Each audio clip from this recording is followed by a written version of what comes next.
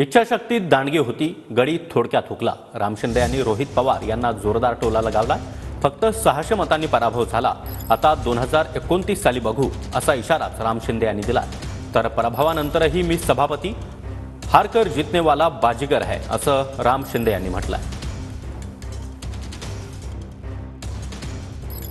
लोक मला बरेच जण म्हणायचे तुम्ही 4 वर्ष आमदार असताना निवडणूक का लढवली. तर इंदापूरमध्ये सांगायला हरकत नाही, निवडणूक का लढवली.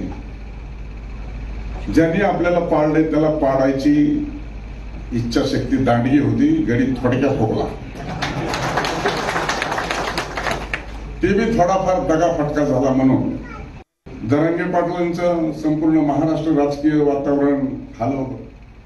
त्यांनी सुद्धा 2 दिवसापूर्वी, त्याच्या अगोदरही बोलले, पण पुन्हा एकदा 2 दिवसापूर्वी बोलले, काय का असताना पण माणूस चांगला आहे. त्यामुळे आमच्या मतदारसंघातला 622 मतांनी, आता 43 622 आलंय. आता 29 ला बघू, अजून बी काय अडचण नाही. ज्याच्याकडून पराजय झाला ते 288 मध्ये येतात आणि वरचा 78चा सभागृह आहे आणि 2 अँग्लो इंडियन आहेत मामा.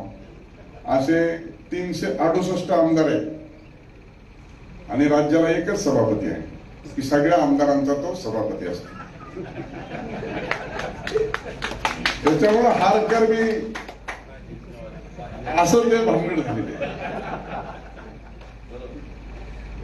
आता काय त्यांच्यावर बेतली असेल आता तुम्हीच जाणून घ्या.